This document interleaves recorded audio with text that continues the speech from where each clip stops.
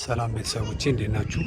ዛሬ ማሳያችሁ በቴሌግራም በቀላሉ በቀን ምን ያህል ዶላር መስራት እንደምትችሉ ነው ማሳያችሁ እና የተረጋገጠ ዊዝድሮ ፕሩፍ ራሱ ሙሉ ለሙሉ አሳያችኋለሁ። እንዴት ማውጣት እንዳለባችሁ እኔም ያወጣሁትን ከነ ማረጋገጫው አሳያችኋለሁ። ይህን ቪዲዮ ለሁለተኛ ጊዜ ነው የምሰራው በብዙ ሰዎች ጥያቄ መሰረት እና ቀላሉ ስራው ቀላል ነው። እንዴት እንደምሰሩ ላሳያችሁ። መጀመሪያ ቴሌግራም ላችሁ ላይ ትገቡና ሰርች ባራችሁ ላይ አት ብሉ መኒ ብላችሁ ጽፉ የሚመጣላችሁ ከላይ የመጀመሪያውን ቻናል አዲስ ቻናል ነው 100 አካባቢ ሰብስክራይብ አለው። እሱን ትነኩታላችሁ። ከዛ መጨረሻ ላይ የምታዩት እዚህ ጋር ይታያችሁ በቴሌግራም በቀን $5 የሚለው እሱን ትነኩታላችሁ። እሱ ላይ ሪፈራል ሊንክ አለ፣ በሱ ትገባላችሁ።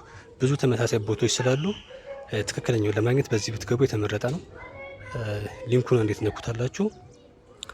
ከዛ እኔ ስለከፈትኩት እንደዚህ ይመጣልኝ። እናንተ ግን እንድከፍቱት መጀመሪያ ስታርት ይላችኋል። ስታርት ካላችሁ በኋላ ኦፕን የሚል ይመጣላችኋል። ከዛ ኦፕን ትሉታላችሁ።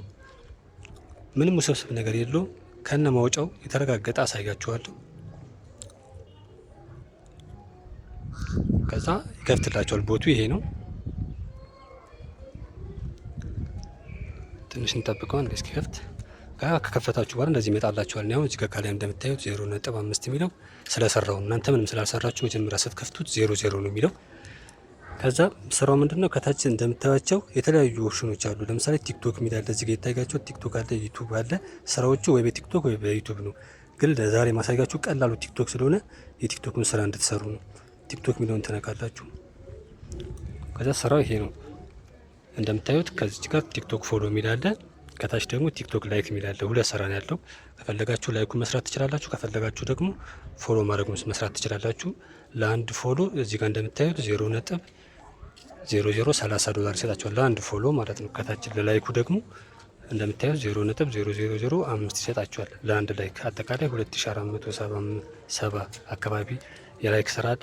የፎሎ ደግሞ 34 አካባቢ ስራ አለ ማለት ነው።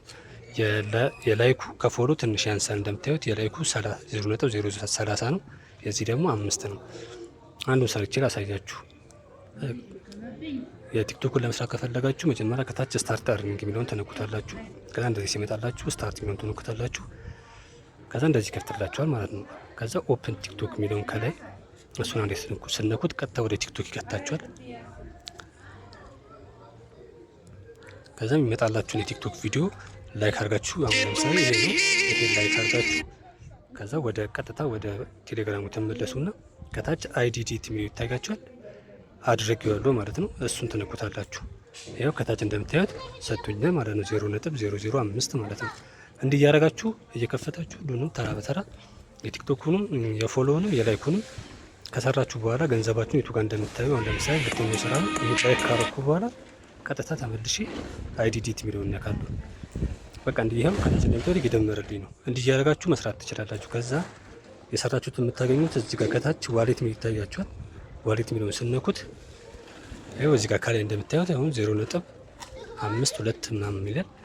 እናንተ እኔ ስለሰራሁት እናንተ ካልሰራችሁ 00 ነው የሚለው እና ያን ፎሎ እና ላይኩን በሰራችሁ ቁጥር እዚህ ጋር ብራችሁ ይደምርላችኋል። መቼ ነው መውጣት የምትችሉት? እዚህ ጋር እንደምታዩት ሚኒመም $1 ይላል።